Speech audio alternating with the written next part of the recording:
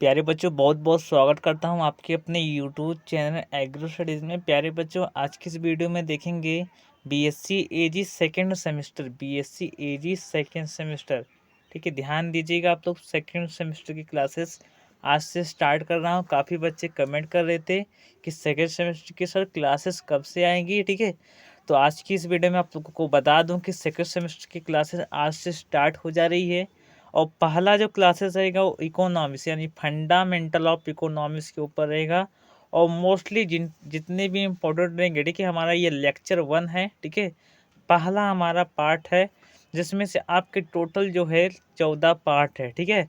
और तो 14 पार्ट में से ये हमारा जो लेक्चर चल रहा है आज का जो हमारा चलेगा वो पहला लेक्चर है, यानी कि पहला पार्ट चल रहा है, ठीक है। इकोनॉमिक्स की डिफिनीशन रहेगा, ठीक है, इसके बारे में रहेगा।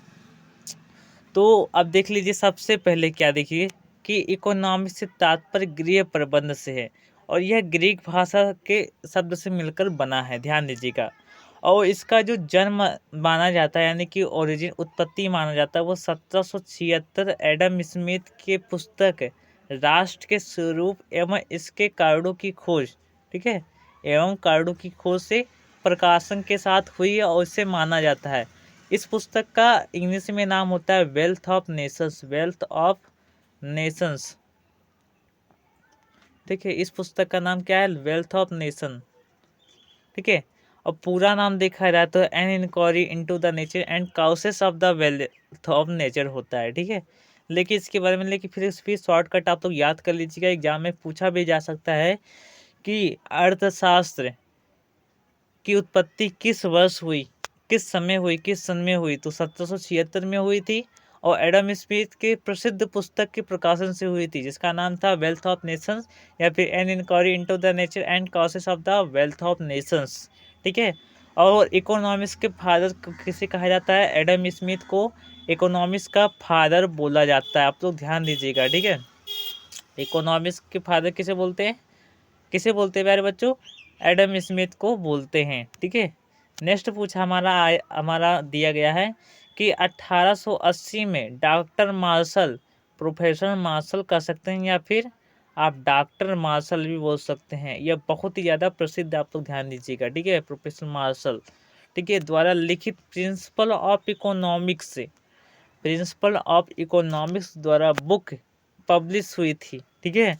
तथा इस शास्त्र को क्या कहा गया था? इकोनॉमिक्स यानी अर्थशास्त्र कहा गया था। यानी कहने का तात्पर्य यह है कि इससे पहले इकोनॉमिक्स यानी अर्थशास्त्र केवल अवधारणाएं लगाई गई थी, लेकिन इसका जो बुक यानी कि एडम स्मिथ की बुक के द्वारा प्रसिद्ध मतलब पब्लिश हुआ था, तब हमने कहा था कि हाँ इसकी उत्पत्ति हुई है। लेकिन जो अर्थशास्त्र जो शब्द की उत्पत्ति हुई है वो हमारे प्रोफेसर मार्शल के अनुसार, जो हमारे प्रिंसिपल ऑफ इकोनॉमिक्स नामक जो बुक पब्लिश हुई थी, तो इकोनॉमिक्स जो शब्द था, ठीक है, इसी को हम अर्थशास्त्र नाम से जानते हैं, ठीक है। तो समझ गए होंगे।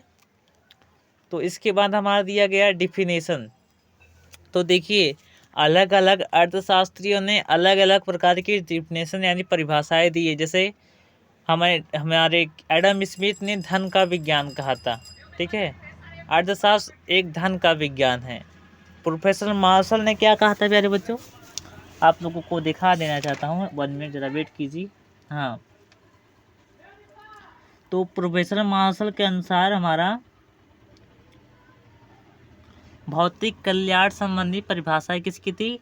प्रोफेसर मार्शल, भौतिक कल्याण संबंधी परिभाषाएं, ठीक है, ये हमारी प्रोफेसर मार्शल के अनुसार थी। कल्याण या फिर कल्याण संबंधी परिभाषाएं हमारी किसकी थी? हमारे प्रोफेसर मार्शल के अनुसार थी, ठीक है। समझ गए होंगे। इसके बाद एक और डिफिनेशन आई, इसकी आलोचना हुई, तो इसके बाद दुर्लभता संबंधी परिभाषाएं प्रस्तुत की गई थी। दुर्लभता, ठीक है, 1 मिनट।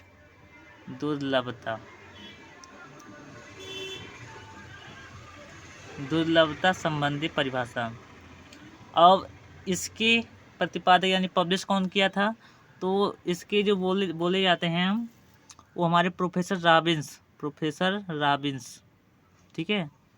प्रोफेसर रॉबिन्स ने दुर्लभता संबंधी परिभाषाएं प्रस्तुत की, ठीक है। इसके बाद भी हमारा आलोचना हुआ। आलोचना के बाद हमारे, एक मिनट, हाँ, विकास केंद्रित परिभाषाएं प्रस्तावित की गई थी। ठीक है, हाँ, जेके मेहता की परिभाषा। इसके बाद जेके मेहता, आप समझ लीजिए, जे के मेहता। अब ध्यान दीजिएगा, जेके मेहता एक इंडियन है। क्या है? एक इंडियन है, और इन्होंने अपनी परिभाषा दी थी। ठीक है, और इनके अकॉर्डिंग जो हमारा जो इकोनॉमिक्स है वो एक साइंस है। क्या है? हमारा एक साइंस है, यानी विज्ञान है, जो मानव व्यवहार का अध्ययन आवश्यकता विहीनता के लक्ष्य को प्राप्त करने के साधन के रूप में करता है। ठीक है मेरे बच्चों, तो इसके बारे में आप समझ गए होंगे। अब देखिए, इकोनॉमिक्स की परिभाषा तो जान गए हम। अब इसके बाद स्कोप देख लेते हैं, इसकी स्कोप क्या है। ठीक है, वेरी इंपॉर्टेंट है, क्योंकि स्कोप ही बहुत ज़्यादा पूछा जाता है। ठीक है, जो पहला लेक्चर होता है वो वेरी वेरी इंपॉर्टेंट होता है। इसमें पहले लेक्चर में आप लोगों को बताया था, यूनिट 1 में जितने भी होंगे, जैसे हमारा मीनिंग था, स्कोप था, सब्जेक्ट मैटर था, डिफिनेशन था, एक्टिविटीज़ था, नेचर ऑफ इकोनॉमिक्स थ्योरी था, नेशनलिटी था। तो इसके बारे में, सभी के बारे में बताया था कि एक ही यूनिट में आप लोगों को पूरा क्लियर कर दूंगा। ठीक है, तो इसी के बारे में, तो यूनिट 1 के भी देखिए, सबसे पहले इकोनॉमिक्स यानी स्कोप क्या है इसका। तो देखिए, प्रोफेसर किन्स के अकॉर्डिंग देखिए प्यारे बच्चों, किसी के अनुसार अकॉर्डिंग लिखोगे तो नंबर आपको बहुत ही हाई मिलेगा, अच्छा मिलेगा, बेटर मिलेगा। तो किसी के अनुसार ही आप लोग याद कीजिएगा। किन्स के अकॉर्डिंग अर्थशास्त्र के क्षेत्र के अंतर्गत 3 महत्वपूर्ण बातों का अध्ययन किया जाता है। कौन कौन सी बातें, इसके बारे में हम देख लेते हैं। देखिए, सबसे पहले तो देखिए, पहला हमारा क्या था कि सब्जेक्ट मैटर ऑफ इकोनॉमिक्स। ठीक है, यानी कि अर्थशास्त्र की विषय वस्तु। क्या हमारा? अर्थशास्त्र की विषय वस्तु हमारे यहाँ। ठीक है, और इसके बाद, ठीक है, इसके बाद हमारा क्या था कि नेचर ऑफ इकोनॉमिक्स, यानी कि अर्थशास्त्र का क्षेत्र, अर्थशास्त्र का स्वभाव। ठीक है, इसके बाद हमारा रहेगा अर्थशास्त्र की सीमाएं, यानी कि लिमिलेटरी ऑफ इकोनॉमिक्स। ठीक है, अब देखिए, सब्जेक्ट मैटर ऑफ इकोनॉमिक्स में हमारा क्या क्या आ जा सकता है। देखिए, पहला हमारा प्रतिष्ठित अर्थशास्त्रियों का मत है हमारा। ठीक है, इस प्रकार से हमारा मत दिया गया है, लेकिन मत को हमको नहीं पढ़ना है। ठीक है, देखिए, पहला हमारा क्या आता है, उत्पादन उपभोग पर आश्रित है। ठीक है, और दूसरा हमारा क्या आ जाता है, उपभोग उत्पादन पर आश्रित है। ठीक है, यानी प्रोडक्शन यानी उत्पादन। इसके बाद एक्सचेंज, इसके बाद डिस्ट्रीब्यूशन यानी वितरण, इसके बाद पब्लिक फाइनेंस। ठीक है, पहला हमारा क्या था, कंजम्पशन यानी कि उपभोग, इसके बाद प्रोडक्शन यानी उत्पादन, इसके बाद एक्सचेंज यानी विनिमय, इसके बाद डिस्ट्रीब्यूशन यानी कि वितरण, इसके बाद पब्लिक फाइनेंस। ठीक है, इसका मतलब क्या होता है, पब्लिक फाइनेंस का मतलब क्या होता है,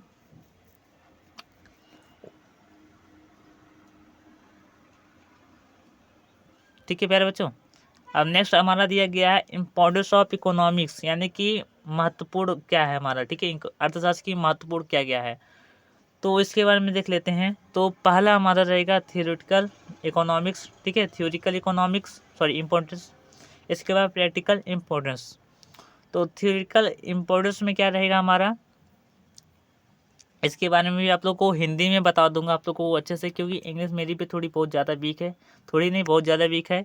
ठीक है, तो इंग्लिश में आप लोगों को नहीं बता पाऊंगा। ठीक है, ध्यान दीजिएगा आप लोग। तो सबसे पहले देख लीजिए, पहला हमारा देखिए, इसमें थोड़ा आप लोगों को डैशबोर्ड में आप लोगों को अच्छे से समझा दूंगा। ठीक है, इसमें नहीं देखेंगे। इसके बाद हमारा सेकंड, ठीक है, हमारा आता है माइक्रो एंड मैक्रो इकोनॉमिक्स क्या है। तो देखिए प्यारे बच्चों, बहुत ही वेरी इंपॉर्टेंट है। ठीक है, micro and macro economics exam में बहुत ही ज़्यादा पूछा जाता है कि माइक्रो एंड मैक्रो इकोनॉमिक्स क्या है। तो देखिए, माइक्रो इकोनॉमिक्स का क्या मतलब होता है, इकोनॉमिक्स की वह ब्रांचेस या फिर शाखा या फिर अर्थशास्त्र की वह शाखा जो किसी व्यक्तिगत इकाई के आर्थिक व्यवहार का अध्ययन किया। देखिए, आर्थिक व्यवहार हमेशा रहेगा, चाहे माइक्रो रहे चाहे फिर या फिर मैक्रो रहे, का अध्ययन करती है, हमारा माइक्रो इकोनॉमिक्स कहलाती है। आप लोग स्क्रीनशॉट ले सकते हैं आप लोग अच्छे से। ठीक है, यदि इसका नोट्स चाहिए तो आप लोग कमेंट कीजिएगा, मैं टेलीग्राम चैनल पर उपलब्ध करवा दूंगा। ठीक है, ध्यान दीजिएगा। जैसे फॉर एग्जांपल एक वस्तु की कीमत का निर्धारण हमारा माइक्रो इकोनॉमिक्स के अंतर्गत आता है, ठीक है। इसके बाद हमारा क्या आता है कि मैक्रो इकोनॉमिक्स क्या है। तो देखिए इकोनॉमिक्स यानी अर्थशास्त्र की वह शाखा जो किसी व्यक्तिगत की नहीं बल्कि सामूहिक, यानी कि जो देखिए सामूहिक का मतलब क्या है, सबके लिए के आर्थिक व्यवहार का अध्ययन करती है, जबकि उसमें व्यक्तिगत यानी केवल एक के लिए ही मतलब के आर्थिक व्यवहार का अध्ययन करती है, उसे मैक्रो या फिर माइक्रो इकोनॉमिक्स कहते हैं। लेकिन इसमें सबके लिए, पूरा समाज के कल्याण के लिए जो इकोनॉमी यानी अर्थशास्त्र जो व्यवहार किया जाता है यानी जो अध्ययन किया जाता है उसे मैक्रो इकोनॉमिक्स कहते हैं। जैसे फॉर एग्जाम्पल कुल उत्पादन यानी कि टोटल प्रोडक्शन, ठीक है, टोटल कंज्यूमशन, ठीक है, टोटल योग, ठीक है, एड, इसके बाद टोटल बेनिफिट, इसके बाद राष्ट्रीय यानी नेशनल इनकम, ठीक है। तो प्यारे इसके बारे में हो गया। इसके बाद बेसिक कॉन्सेप्ट, ठीक है, ये हमारा कौन सा लेक्चर रहेगा, हमारा दूसरा लेक्चर बेसिक कॉन्सेप्ट रहेगा। पहले बच्चों यहाँ तक भी जिन बच्चों ने देखा बहुत ही बहुत धन्यवाद, ठीक है। नेक्स्ट वीडियो में मिलते हैं और इसी प्रकार से बीएससी एजी सेकेंड सेमेस्टर की क्लासेस चलेंगी। बस हमारे यूट्यूब चैनल को प्यार दीजिएगा, उन सभी भाइयों के पास शेयर करने की कोशिश करिए जिन भाइयों मतलब हमारे बीएससी एजी सेकेंड सेमेस्टर में पहुँच चुके हैं और वो अभी क्लासेस नहीं कर पा रहे हैं। तो जल्द से जल्द स्टार्ट कीजिए क्योंकि अच्छे से अच्छे नंबर लेकर आने होते हैं, ठीक है। तो बच्चों अपने दोस्तों के अन्य सहपाठियों के पास भेजना मत भूलिएगा, ठीक है। वीडियो देखने के लिए यहाँ तक बहुत बहुत धन्यवाद। जय हिंद, जय भारत।